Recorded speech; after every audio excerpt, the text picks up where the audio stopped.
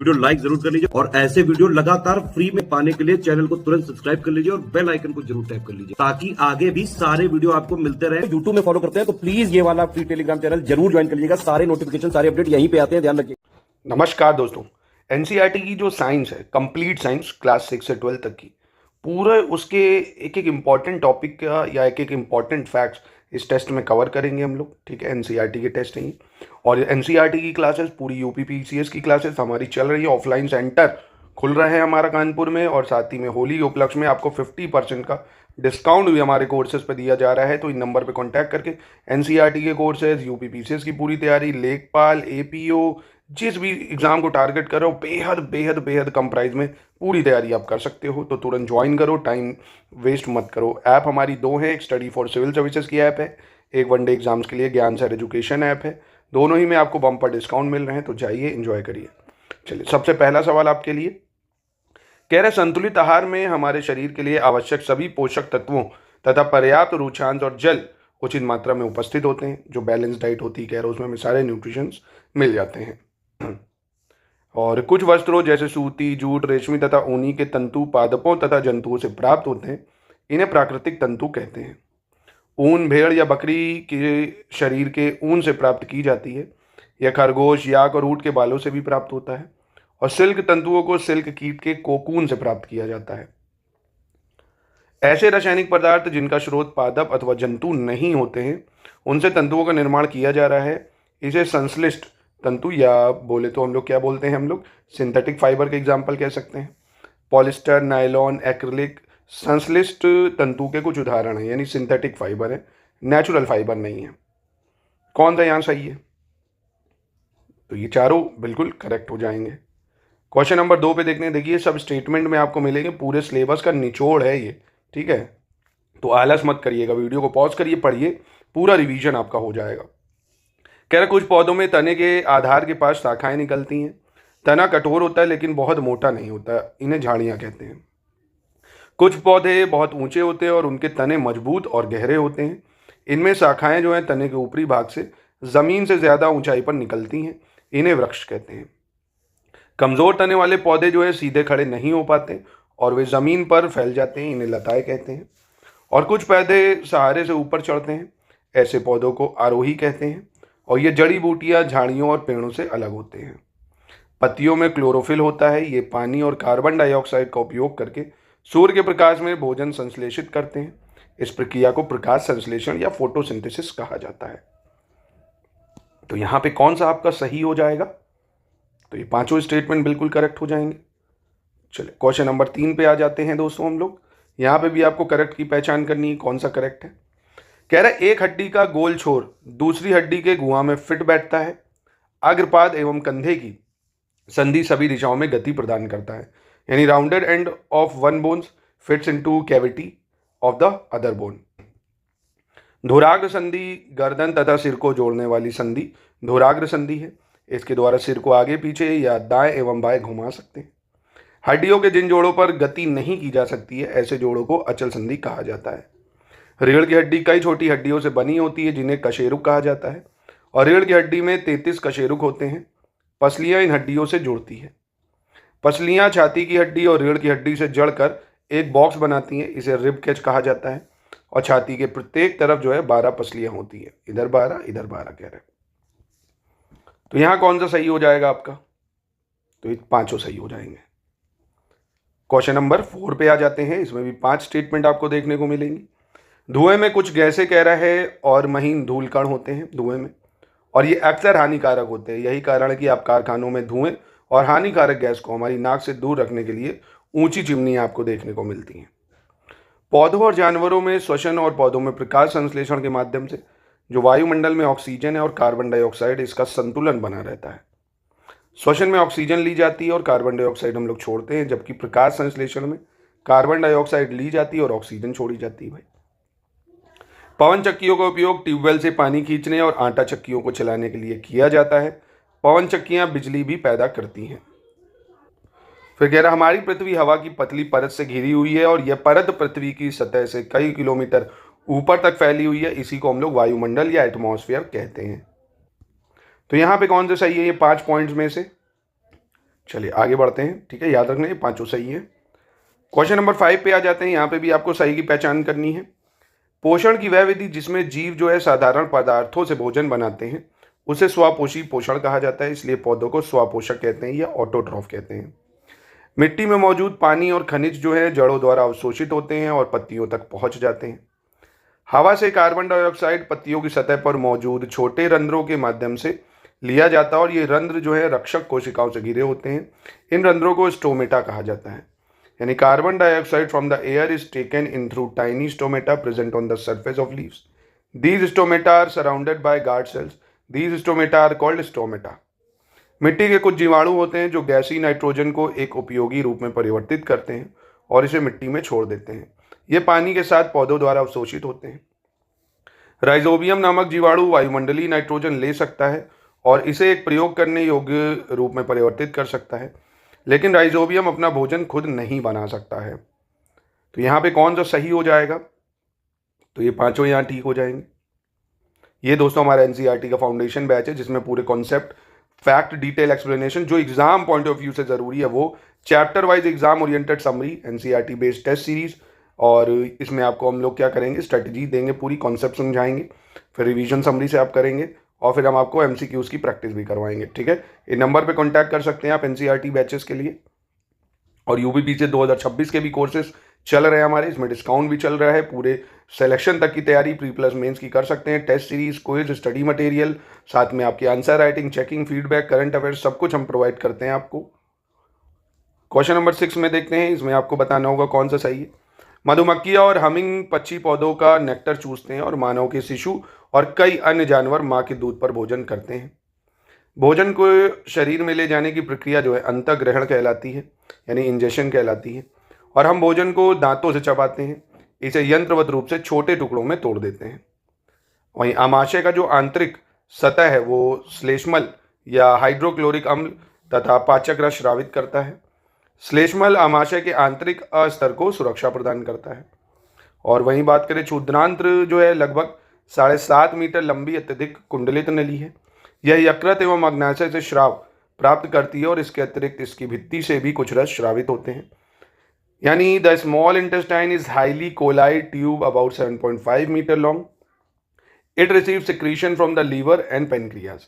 Apart from this, some juices are also secreted from its wall.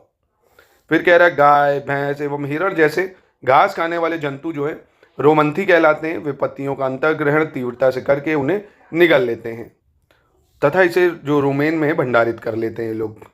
अब यहाँ पे कौन सा सही होगा आपको ये बताना होगा। तो यहाँ पे आप देखेंगे पांचों बहुत इंपॉर्टेंट फैक्ट्स हैं, बिल्कुल करेक्ट। क्वेश्चन नंबर 7 पे आते हैं। यहाँ पे भी 5 स्टेटमेंट है, इसमें आपको सही बताना है। कह रहा मानव शरीर का जो तापमान है सामान्य रूप से 35 डिग्री से नीचे या 42 डिग्री सेल्सियस से ऊपर नहीं जाता है। यही कारण इस थर्मामीटर की रेंज जो है 35 डिग्री से 42 डिग्री ही होती है। और जो प्रयोगशाला थर्मामीटर है इसकी सीमा कह रहा -10 डिग्री सेल्सियस से 110 डिग्री सेल्सियस होती है। और वह प्रक्रिया जिसके द्वारा ऊष्मा को गर्म सिरे से किसी वस्तु के ठंडे सिरे पर स्थानांतरित कर देते हैं चालन के रूप में जाना जाता है, कंडक्शन कहते हैं। ठोस में आमतौर पर ऊष्मा चालन की प्रक्रिया द्वारा होती है। जो पदार्थ अपने से होकर ऊष्मा को आसानी से जाने देते हैं उन्हें ऊष्मा का चालक कहते हैं। इनके उदाहरण है एल्यूमिनियम, आयरन और कॉपर। सर्दियों में हम ऊनी वस्त्र पहनते हैं क्योंकि ऊन जो है ऊष्मारोधी है। इसके अतिरिक्त ऊन के रेशों के बीच में वायु फंस जाती है या ट्रैप रहती है। तो यहाँ कौन सा सही है? तो ये देखेंगे आप, यहाँ पांचों स्टेटमेंट बिल्कुल करेक्ट हो जाएंगी। ठीक है, चलिए क्वेश्चन नंबर 8 में देख लेते हैं। यहाँ पे सही कौन सा है ये आपको बताना होगा। एसिड है और किस में पाया जाता है, जैसे एसिटिक एसिड विनेगर में, फॉर्मिक एसिड चींटी की डंक में, लैक्टिक एसिड दही में, ऑक्सैलिक एसिड पालक में, साइट्रिक एसिड आंवला में और एस्कॉर्बिक एसिड इमली या अंगूर कच्चे आम। तो कौन सा यहाँ पे सही होगा भाई ये आपको बताना होगा। तो यहाँ आप देखेंगे 1 2 3 4 सही है, 5 गलत हो जाएगा। सिट्रिक एसिड की बात करें अगर तो ये नींबू वगैरह में आपको मिलेगा, लेमन में मिल जाता है। और टैमरिंड, ग्रेप्स, रॉ मैंगो की अगर बात करें अगर तो इसमें आपका टार्ट्रिक एसिड होता है ना, टार्ट्रिक। ठीक है, चलिए क्वेश्चन नंबर 9 पे आते हैं। यहाँ सही बताना है आपको। जंग लगना रासायनिक परिवर्तन का उदाहरण है और जंग लगने के लिए ऑक्सीजन और जल दोनों की उपस्थिति अनिवार्य है। लोहे पर जिंक की परत चढ़ाने का जो प्रक्रम है वो यशद लेपन कहलाता है, या गैल्वनाइजेशन जिसको इंग्लिश में बोला जाता है। अपने घरों में पानी की आपूर्ति के लिए उपयोग होने वाले लोहे के पाइप यशद लेपित होते हैं, यानी गैल्वनाइज्ड होते हैं, जो वाटर सप्लाई होती है जिन पाइप्स में घरों में। स्टेनलेस स्टील लोहे में कार्बन और क्रोमियम, निकेल, मैंगनीज जैसी धातुओं को मिलाकर बनाया जाता है। इसमें जंग नहीं लगती है और किसी पदार्थ के शुद्ध क्रिस्टल उनके विलयन से प्राप्त किए जा सकते हैं। यह प्रक्रिया क्रिस्टलीकरण कहलाती है। यानी क्रिस्टलाइजेशन क्या है? Pure crystal of a substance can be obtain from its solution. तो कौन सा यहाँ पे ठीक हो जाएगा आपका? तो ये चारों ठीक हो जाएंगे। चलिए क्वेश्चन नंबर 10 में यहाँ सही की पहचान करनी होगी, कौन सा सही है। कॉकरोच के शरीर के पार्श्व भाग में छोटे छोटे छिद्र होते हैं। अन्य कीटों के शरीर में भी इस प्रकार के छिद्र होते हैं। ये छिद्र श्वास रंध्र कहलाते हैं। यानी cockroach has small holes on the side of its body.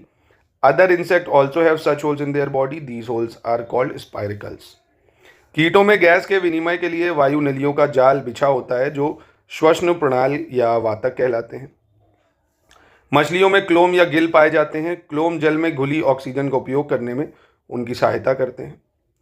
अत्यधिक व्यायाम करते समय जब हमारी पेशी कोशिकाओं में ऑक्सीजन की आपूर्ति अपर्याप्त होती है यानी कम होती है, तब भोजन का विखंडन अवायवीय शोषण द्वारा होता है। यानी when the supply of oxygen to our muscle cell is insufficient while doing extreme exercise, then food is broken down by anaerobic respiration. Anaerobic मतलब जो होता है, इसमें होता है अवायवीय शोषण, यानी ऑक्सीजन की एब्सेंस में जो फूड ब्रेक डाउन होता है। तो यहाँ सही कौन सा हो जाएगा? तो ये चारों ठीक है यहाँ। चलिए क्वेश्चन नंबर 11 पे आ जाते हैं। यहाँ पे भी सही की पहचान करनी है आपको। कह रहा आर्टरीज यानी धमनियाँ हृदय से ऑक्सीजन युक्त रक्त को शरीर के सभी भागों तक पहुँचाती हैं। चूँकि रक्त प्रवाह तेज और उच्च दबाव में होता है। हृदय कक्षों की दीवारें मांसपेशियों से बनी होती हैं, जो लयबद्ध तरीके से सिकुड़ती और शिथिल होती हैं। इस लयबद्ध संकुचन और उसके बाद होने वाले लयबद्ध विश्राम को एक साथ हृदय भी धड़कन कहा जाता है। रक्त परिसंचरण की खोज विलियम हार्वे नामक एक अंग्रेज चिकित्सक ने की थी। Blood circulation was discovered by an English physician named William Harvey. तो यहाँ पे कौन से सही होंगे स्टेटमेंट्स? ये तीनों आप देखेंगे बिल्कुल करेक्ट हो जाएंगे यहाँ, ठीक है। क्वेश्चन नंबर 12 पे आते हैं। यहाँ पे भी सही की पहचान करनी है। कह रहा है ब्रायोफिल्म में पत्ती के किनारे के गर्त में कलिकाएं होती हैं। यदि इस पादप की पत्ती आर्द्र मुद्रा पर गिर जाए तो प्रत्येक कलिका नए पादप को जन्म दे सकती है। यानी Bryophyllum has buds in the cavity of the leaf edge. If the leaf of this plant fall on a wet soil, then each bud can give rise to a new plant. फिर कह रहा अलैंगिक प्रजनन यानी asexual reproduction. इनमें पौधे जो हैं बिना बीज के नए पौधों को जन्म दे सकते हैं, जबकि लैंगिक प्रजनन में नए पौधे बीज से प्राप्त होते हैं। यीस्ट कोशिका से बाहर निकलने वाले छोटे बल्ब जैसा प्रवर्ध मुकुल या कली कहलाता है भाई। और पराग कोश में परागकण होते हैं जो नर युग्मकों को बनाते हैं, और स्त्री केसर में वर्तिकाग्र, वर्तिका और अंडाशय होते हैं। यानी anther contain pollen grains which form male gametes. The pistil contain stigma, style and ovary. तो यहाँ कौन सा सही है? बायो का प्रश्न है ये चारों ठीक हो जाएंगे। क्वेश्चन नंबर 13 में आते हैं। यहाँ पे आपको सही की पहचान करनी है। यदि किसी सरल रेखा के अनुदिश गति करने वाली वस्तु की चाल परिवर्तित होती रहती है तो उस वस्तु की चाल असमान कही जाती है। If the speed of an object moving along a straight line keeps changing, then the speed of that object is said to be non uniform. यदि किसी सरल रेखा के अनुदिश गति करने वाली वस्तु की जो चाल है नियत होती है तो उस वस्तु की चाल एक समान कही जाती है। जब किसी तार से विद्युत धारा प्रवाहित होती है तो वह चुंबक की भांति व्यवहार करता है और इसे विद्युत धारा का चुंबकीय प्रभाव कहते हैं। जब किसी तार से कोई विद्युत धारा प्रवाहित होती है तो वह तार तप्त हो जाता है और यह विद्युत धारा का तापीय प्रभाव कहलाता है। लोहे के किसी टुकड़े पर विद्युत रोधी तार से लिपटी विद्युत धारावाही कुंडली को विद्युत चुंबक कहते हैं। तो यहाँ कौन सा सही है? तो ये पांचों सही हो जाएंगे यहाँ पे भी। क्वेश्चन नंबर 14 पे आ जाते हैं। दर्पण कह रहा है उस पर पड़ने वाले प्रकाश की दिशा बदल देता है और दर्पण द्वारा दिशा के इस परिवर्तन को प्रकाश का परावर्तन कहा जाता है। दर्पण द्वारा बनाई गई छवि में बाईं ओर की वस्तु छवि में दाईं ओर दिखाई देती है और वस्तु का दाहिना भाग छवि में बाईं ओर दिखाई देता है। जब वस्तु दर्पण के बहुत करीब रखी जाती है तो छवि जो है आभासी, सीधी और बड़ी होती है। और उत्तल दर्पण एक बड़े क्षेत्र में फैली वस्तुओं की छवि बना सकते हैं, इसलिए वे ड्राइवरों को पीछे के ट्रैफिक को देखने में मदद करते हैं। और समतल दर्पण द्वारा बनाई गई छवि सीधी होती है, यह आभासी होती है और वस्तु के समान आकार की होती है। बताइए कौन सा सही है? तो ये पांचों ठीक है यहाँ। चलिए क्वेश्चन नंबर 15 पे आ जाते हैं। यहाँ पे सही की पहचान करनी है। सूक्ष्म जीवों का उपयोग विभिन्न उद्देश्यों के लिए किया जाता है। इनका उपयोग दही, ब्रेड और केक बनाने में किया जाता है। यीस्ट तेजी से प्रजनन करता है और श्वसन के दौरान कार्बन डाइऑक्साइड उत्पन्न करता है। गैस के बुलबुले आटे में भरते हैं और इसको फुलाते हैं। कुछ बैक्टीरिया नाइट्रोजन के साथ मिट्टी को समृद्ध करने और उसकी उर्वरता बढ़ाने के लिए वातावरण में नाइट्रोजन लेने में सक्षम है। इन सूक्ष्म जीवों को आमतौर पर जैविक नाइट्रोजन फिक्सर कहा जाता है। जैम, जेली एवं स्क्वैश का परीक्षण चीनी द्वारा किया जाता है और चीनी के प्रयोग से खाद्य पदार्थ की नमी में कमी आती है, जो संदूषण करने वाले जीवाणुओं की वृद्धि को नियंत्रित करता है। तो यहां कौन सा सही होगा? तो ये चारों सही हो जाएंगे यहाँ पे भी। क्वेश्चन नंबर 16 में आते हैं। यहाँ पे सही की पहचान करनी है। कह रहा है सिंथेटिक फाइबर भी एक साथ जड़ने वाली छोटी इकाइयों की एक श्रृंखला है। प्रत्येक छोटी इकाई वास्तव में एक रासायनिक पदार्थ है। कई ऐसी छोटी इकाइयां मिलकर एक बड़ी एकल इकाई बनाती हैं, जिसे बहुलक कहा जाता है। पेट एक बहुत सुपरिचित प्रकार का पॉलिस्टर है। इसका उपयोग बोतलें, बर्तन, फिल्म, तार और अन्य बहुत से उपयोगी उत्पादों के निर्माण में होता है। थर्मोसेटिंग प्लास्टिक के दो उदाहरण हैं, बेकेलाइट और मेलामिन। बेकेलाइट का उपयोग बिजली के स्विच में किया जाता है क्योंकि यह आग का प्रतिरोध करता है, और सिंथेटिक फाइबर आसानी से आग पकड़ लेता है, इसलिए फायरमैन की वर्दी में मेलामाइन की कोटिंग उन्हें फ्लेम प्रतिरोधी बनाती है। तो यहाँ कौन सा सही होगा? तो चारों ठीक है यहाँ। क्वेश्चन नंबर 17 पे आ जाते हैं। यहाँ पे सही की पहचान करनी है आपको। धातुओं का गुण जिसके कारण उन्हें पीट कर शीट में परिवर्तित किया जा सकता है, आघात वर्धनीयता कहलाता है। और धातुओं का वह गुण जिससे उन्हें खींचकर तारों में परिवर्तित किया जा सकता है, तन्यता कहलाता है। जलने पर धातु के ऑक्साइड का उत्पादन करने के लिए धातु ऑक्सीजन के साथ प्रतिक्रिया करते हैं, और सोडियम धातु बहुत ज़्यादा क्रियाशील है, ऑक्सीजन और पानी के साथ सख्ती से प्रतिक्रिया करते हैं। तो यहाँ कौन सा सही है? चारों सही है यहाँ पे। क्वेश्चन 18 पे आ जाते हैं। सही बताना है। प्राकृतिक गैस को उच्च दबाव में संपीड़ित प्राकृतिक गैस या सीएनजी, कंप्रेस नेचुरल गैस के रूप में संग्रहित किया जाता है, और सीएनजी का उपयोग बिजली उत्पादन के लिए किया जाता है। एक रासायनिक प्रक्रिया जिसमें एक पदार्थ ऑक्सीजन के साथ प्रतिक्रिया करता है और ऊष्मा मुक्त करता है, उसे दहन कहा जाता है। जिन पदार्थों का बहुत कम प्रज्वलन तापमान होता है और जो आग की लपट से आसानी से आग पकड़ सकते हैं, उन्हें ज्वलनशील पदार्थ कहा जाता है। जब किसी पदार्थ को प्रज्वलित किया जाता है तो प्रतिक्रिया में बड़ी मात्रा में ऊष्मा, प्रकाश और गैस मुक्त होती है। इस तरह की प्रतिक्रिया को विस्फोट कहा जाता है या एक्सप्लोजन कहा जाता है। तो ये चारों यहाँ पे भी ठीक हो जाएंगे। क्वेश्चन 19 देख लो भाई। सही की पहचान करनी है। एक से अधिक कोशिकाओं से बने जीवों को बहुकोशिकीय जीव कहा जाता है। छोटे जीवों में कोशिकाओं की संख्या कम होने और किसी भी तरह से जीवों के कार्य को प्रभावित नहीं करता है। एक एकल कोशिका वाले जीव जैसे अमीबा भोजन को पकड़ता है और पचाता है, श्वसन करता है, उत्सर्जित करता है, बढ़ाता है और प्रजनन करता है। तंत्रिका कोशिका संदेशों को प्राप्त करती है और स्थानांतरित करती है, जिससे शरीर के विभिन्न भागों के काम को नियंत्रित करने और समन्वय करने में मदद मिलती है। एक कोशिका के मुख्य घटक जो है कोशिका झिल्ली, कोशिका द्रव्य और नाभिक होते हैं। कौन सा सही होगा यहाँ? तो ये चारों ठीक है। क्वेश्चन नंबर 20 देख लेते हैं। इसमें भी सही की पहचान करनी है आपको। निषेचन के दौरान शुक्राणु और अंडे के नाभिक एक एकल नाभिक बनाने के लिए मिलते हैं और एक निषेचित अंडे या युग्मनज का निर्माण करते हैं भाई। भ्रूण का वह चरण जिसमें शरीर के सभी अंगों की पहचान की जा सकती है, गर्भ कहलाता है। जो जानवर छोटे बच्चों को जन्म देते हैं उन्हें जरियूज कहा जाता है, तथा वे जानवर जो अंडे देते हैं उन्हें अंडप्रजक कहा जाता है। परिवर्तनों के द्वारा लार्वा का प्रौढ़ में रूपांतरण जो है कायांतरण कहलाता है, और कीटों में कायांतरण कीट हार्मोन द्वारा नियंत्रित किया जाता है। यानी transformation of larva into adult through changes is called Metamorphosis. Metamorphosis in insect is controlled by insect hormone. तो यहाँ पे कौन सा सही है? ये चारों ठीक है। क्वेश्चन नंबर 21 में सही की पहचान करनी है। कह रहा है किशोरावस्था में स्वेद एवं तैल ग्रंथियों का स्राव बढ़ जाता है। इन ग्रंथियों की अधिक क्रियाशीलता के कारण कुछ व्यक्तियों के चेहरे पर फुसियाँ और मुहासे आदि हो जाते हैं। पित्युत्री, वृषण और अंडाशय के अलावा थायराइड, अग्नाशय और अधिवृक्क जैसे अन्य अंतःस्रावी ग्रंथियां हैं। थायरॉक्सिन उत्पादन के लिए पानी में आयोडीन की उपस्थिति की आवश्यकता होती है, और यदि जिस पानी में टैडपोल बढ़ जाते हैं उसमें पर्याप्त आयोडीन नहीं होता, ऐसे में टैडपोल वयस्क नहीं बन सकते हैं।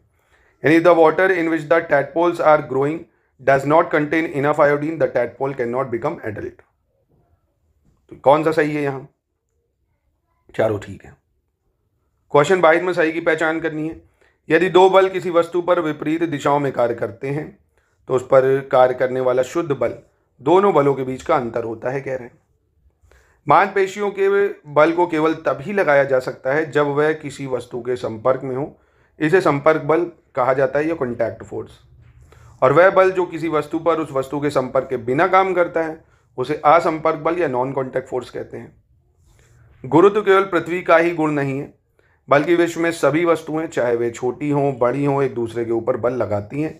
इसी को ग्रेविटेशनल फोर्स या गुरुत्वाकर्षण बल कहते हैं। हमारे आसपास हवा द्वारा लगाए गए दबाव को वायुमंडलीय दबाव या एटमॉस्फेरिक प्रेशर कहा जाता है। तो यहाँ पे आप देखेंगे पांचों सही है स्टेटमेंट। क्वेश्चन नंबर 23 पे आ जाते हैं। सही बताना है। ध्वनि वे कंपन होते हैं जो हवा या किसी अन्य माध्यम से यात्रा करते हैं और उन्हें किसी व्यक्ति या जानवर के कान तक पहुंचने पर सुना जा सकता है। किसी वस्तु की बार बार इधर उधर गति को कंपन करने के रूप में जाना जाता है। इस गति को दोलन गति कहते हैं। ध्वनि की प्रबलता ध्वनि उत्पन्न करने वाले कंपन के आयाम के वर्ग के समानुपाती होती है। 20 हर्ट्ज से कम आवृत्ति की जो ध्वनियां हैं मानव कान द्वारा संसूचित नहीं की जा सकती, ऐसी ध्वनियों को अश्रव्य ध्वनि कहते हैं। एक व्यक्ति केवल 20 हर्ट्ज से 20 किलो हर्ट्ज के बीच की आवृत्ति वाली ध्वनियां ही सुन सकता है। तो यहाँ पांचों सही हो जाएंगे। दोस्तों, हमारे एनसीईआरटी बैचेस आप देख सकते हैं कितने शानदार तरीके से हम पूरे सिलेबस का निचोड़ आपको देते हैं। पहले पूरी समरी पढ़िए, फिर एमसीक्यू की भी प्रैक्टिस कराएंगे, क्विज की भी प्रैक्टिस कराएंगे। पूरी तैयारी यूपीपीसीएस 2026 की शुरुआत से अभी बहुत समय कर सकते हैं आप। जीएस 1 से लेके पूरे 6 तक के नोट्स भी देंगे, पॉइंट वाइज उसको पढ़िए। मॉडल आंसर टेस्ट प्रैक्टिस सब कुछ एक ही जगह आपको मिल जाएगा। चलिए, अब इसमें भी आपको सही बताना है। 1800 में एक ब्रिटिश रसायनज्ञ विलियम निकलसन, इसने बताया कि यदि इलेक्ट्रोड जल में डूबे हों तथा उनके द्वारा विलयन से विद्युत धारा प्रवाहित की जाए तो ऑक्सीजन हाइड्रोजन के बुलबुले उत्पन्न होते हैं। किसी चालक द्रव में विद्युत धारा प्रवाहित होने पर रासायनिक अभिक्रिया होती है। इसे विद्युत धारा का रासायनिक प्रभाव कहते हैं। विद्युत द्वारा किसी पदार्थ पर किसी वांछित धातु की परत निक्षेपित करने की प्रक्रिया को विद्युत लेपन कहते हैं या इलेक्ट्रोप्लेटिंग कहते हैं।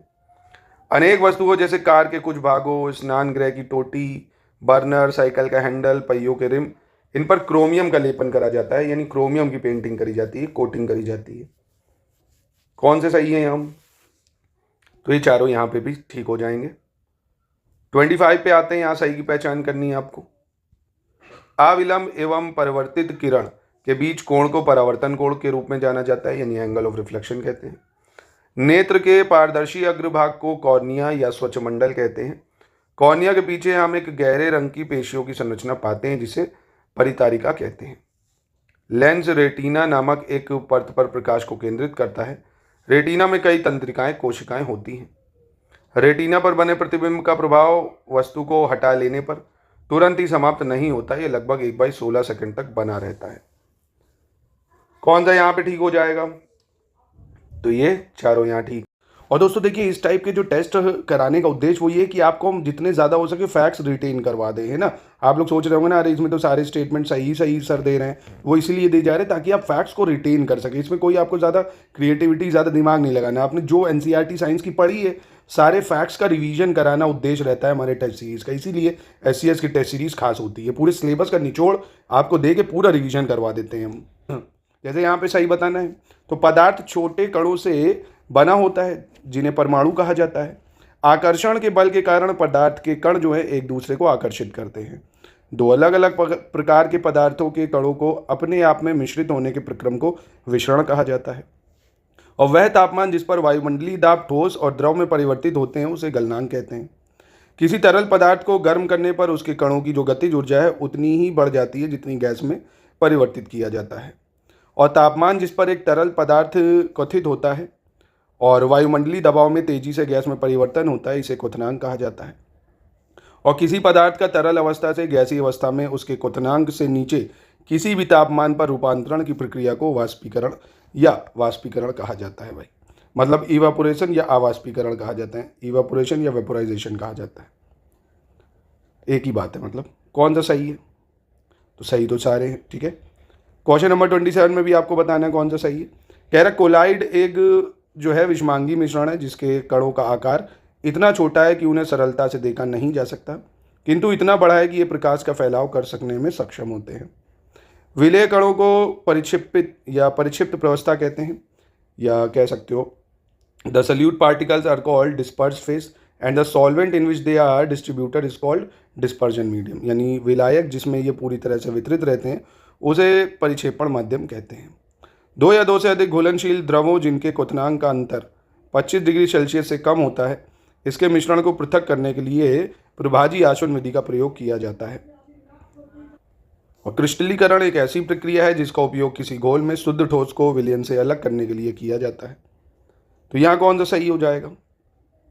तो ये चारों ठीक है यहाँ। चलिए क्वेश्चन नंबर 28 देख लेते हैं। यहाँ पे सही की पहचान करनी है। मोल जो है पदार्थ की वह मात्रा है जिसमें कणों की संख्या कार्बन 12 के ठीक 12 ग्राम में विद्यमान परमाणुओं के बराबर होती है।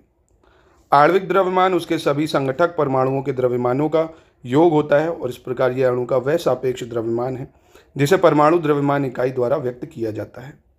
धातु एवं अधातु युक्त यौगिक आवेशित कणों से बने होते हैं, इन्हें आवेशित कणों को आयन कहते हैं।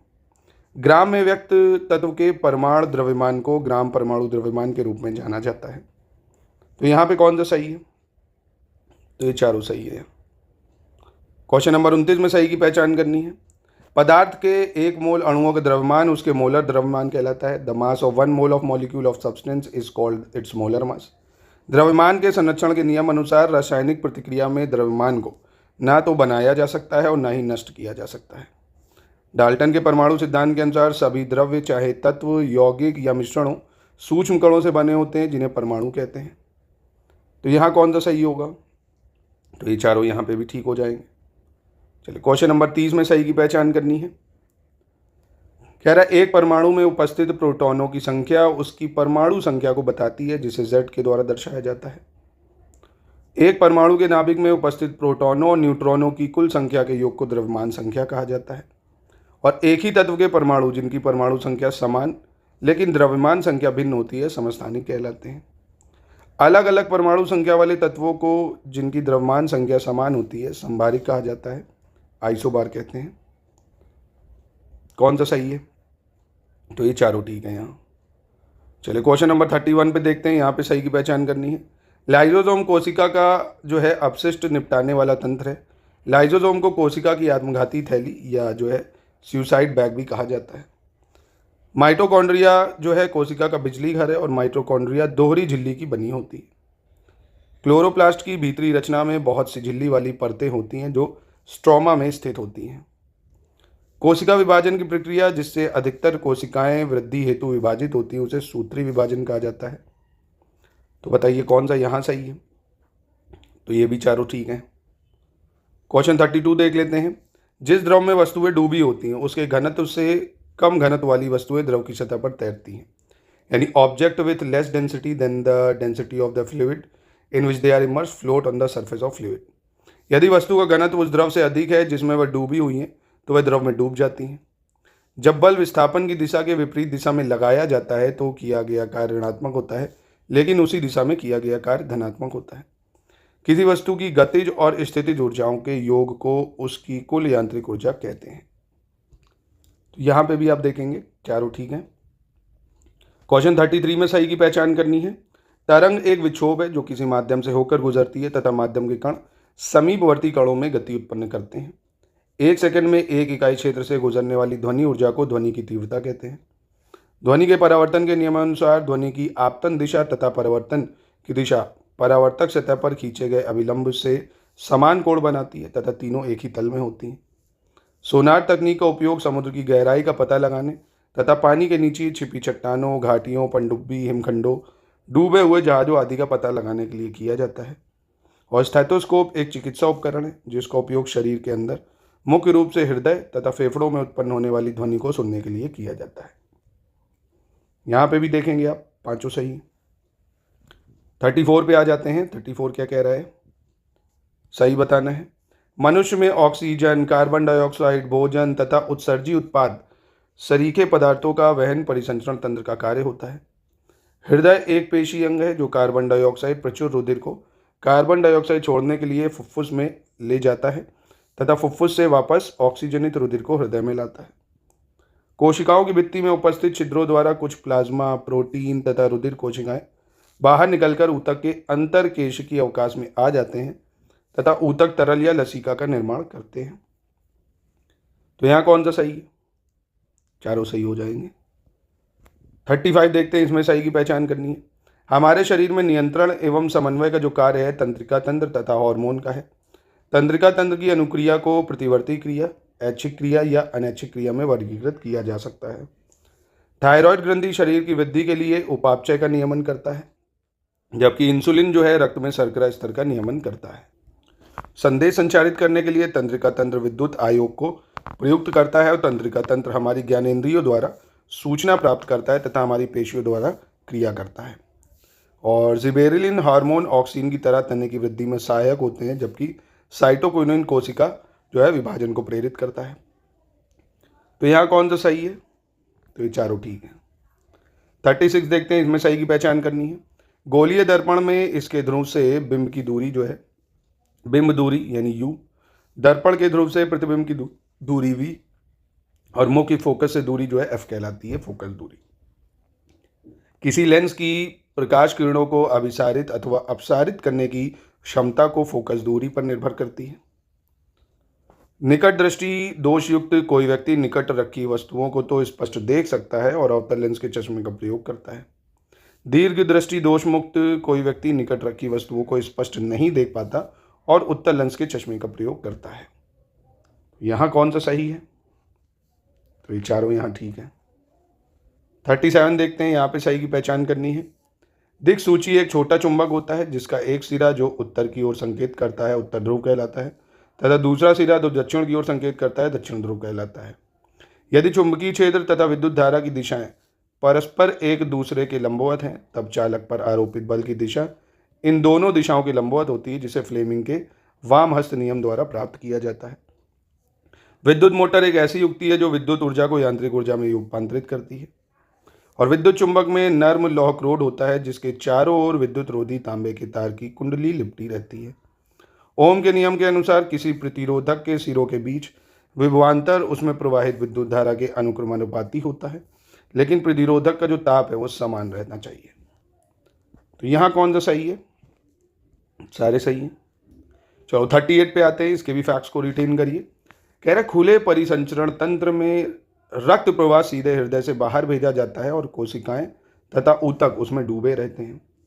बंद परिसंचरण तंत्र में रक्त परिसंचरण हृदय से विभिन्न व्यास की वाहिकाओं के माध्यम से होता है और पत्ती पर शिराओं और शिराओं की व्यवस्था को शिरा विन्यास कहते हैं। जब शिराएं स्तरिका पर एक जाल सा बनाती हैं तब उसे जालिका शिरा विन्यास कहते हैं। कशेरुकी संघ के प्राणियों में 3 मूलभूत लक्षण होते हैं, पृष्ठ रज्जु, पृष्ठ खोखली तंत्रिका रज्जु तथा युग्मित ग्रसनी क्लोम छिद्र पाए जाते हैं। यानी in animals of vertebrate phylum 3 basic characteristics are found: notochord, dorsal hollow nerve cord and paired pharyngeal gill cells. तो यहाँ भी देखेंगे आप सारे सही है। क्वेश्चन 39 देख लेते हैं, इसमें सही की पहचान करनी है। रबन प्रभाव में माध्यम के अणुओं जब वे कंपन ऊर्जा स्तर तक उत्तेजित होते हैं, इनके द्वारा प्रकाश के प्रकीर्णन की परिघटना पर विचार किया जाता है।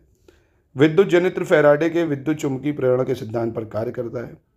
प्रकाश का तरंग सिद्धांत हॉलैंड के वैज्ञानिक क्रिश्चियन हाइगेंस द्वारा प्रतिपादित किया था। और प्राकेशिक रेशे जो है या प्रकाशिक रेशे प्रकाश के पूर्ण आंतरिक परिवर्तन सिद्धांत पर कार्य करते हैं। Optical fibre work on the principle of total internal reflection. यहाँ पे भी देखेंगे आप चारों सही हैं।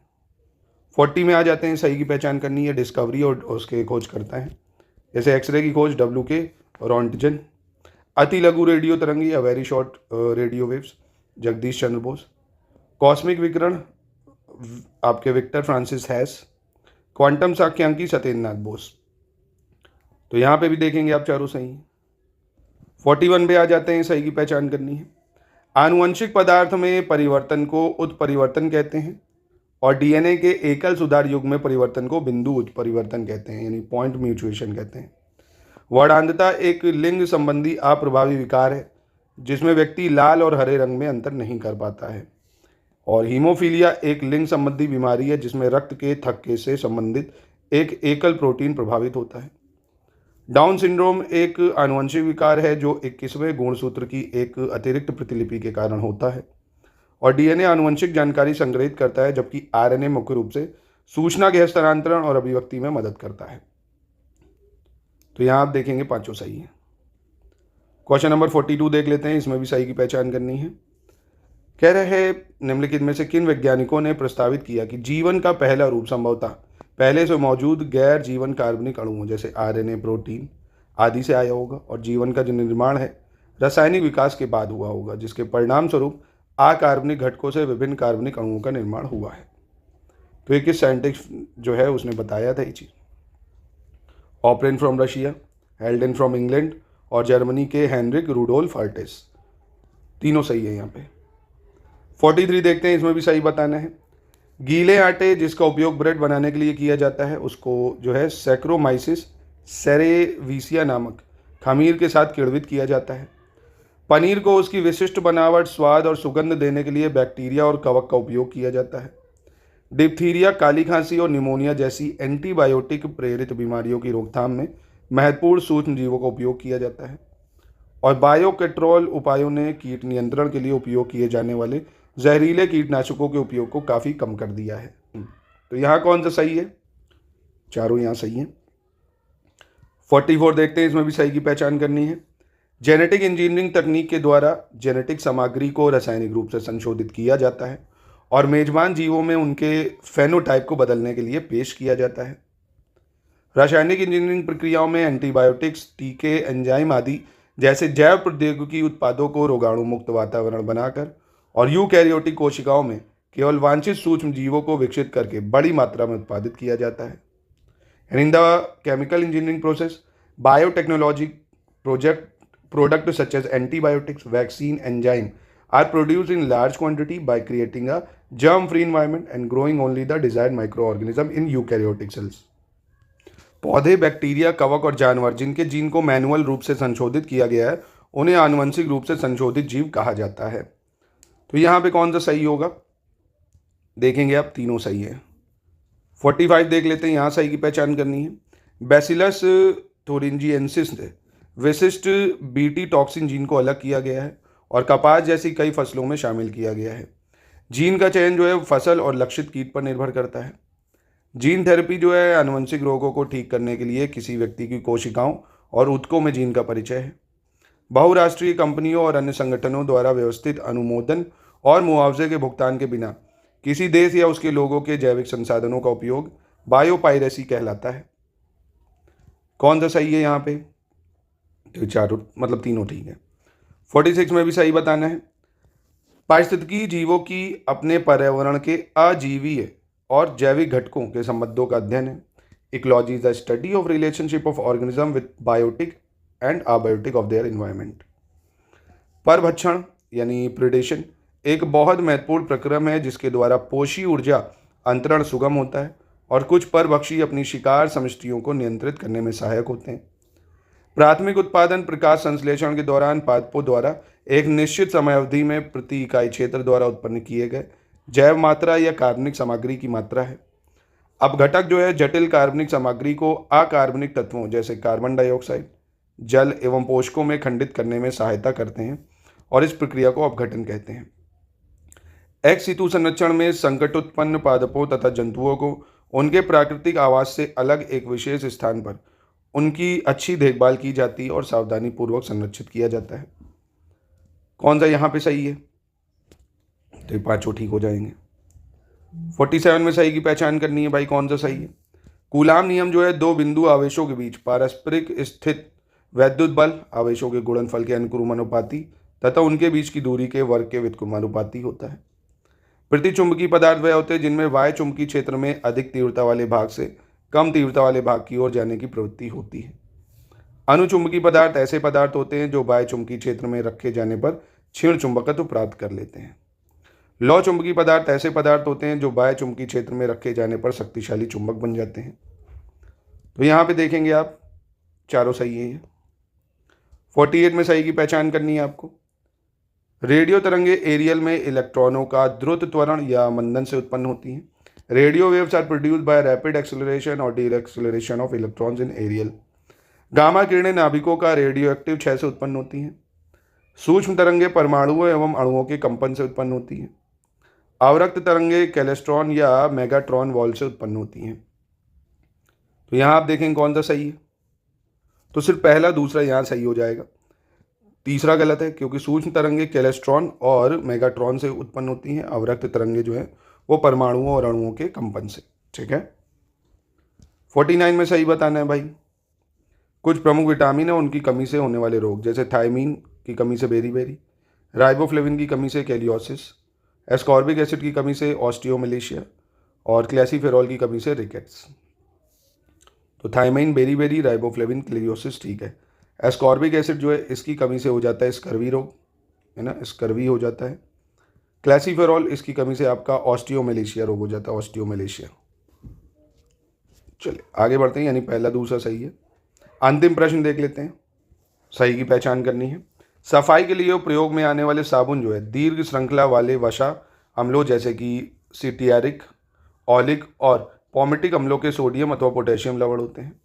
सोडियम लवण वाले साबुन वसा को सोडियम हाइड्रोक्साइड के जलीय विलयन के साथ गर्म करके बनाए जाते हैं। इस अभिक्रिया को साबुनीकरण कहते हैं या सैपोनिफिकेशन कहते हैं। सीधी हाइड्रोकार्बन श्रृंखला वाले अपमार्जक को शाखित श्रृंखला वाले अपमार्जकों की अपेक्षा वरीयता दी जाती है, क्योंकि बाद वाले जैव निम्नीकृत नहीं होते एवं पर्यावरण प्रदूषित करते हैं। औषध रसायन सूक्ष्म जीवियों के रोकथाम यानी विनाश, विभिन्न संक्रामक रोगों से शरीर की सुरक्षा, मानसिक तनाव इत्यादि से मुक्ति पर केंद्रित होते हैं। तो यहाँ पे कौन सा करेक्ट होगा, एक बार चारों स्टेटमेंट को याद रखिएगा, ये बहुत महत्वपूर्ण है, चारों सही हो जाएंगे। ठीक है। तो ये पूरी साइंस की एनसीईआरटी का निचोड़ था, अच्छे से कर लीजिए। फिर से मैं बता रहा हूँ, ये फैक्ट्स रिटेन करने के लिए था, ताकि आप ज़्यादा से ज़्यादा फैक्ट्स को रिटेन कर पाएँ। वीडियो को ज़्यादा बार देखिए और हमारे बैचेस से जुड़ के संपूर्ण तैयारी कर सकते हैं, प्री से मेंस की सिलेक्शन तक की तैयारी।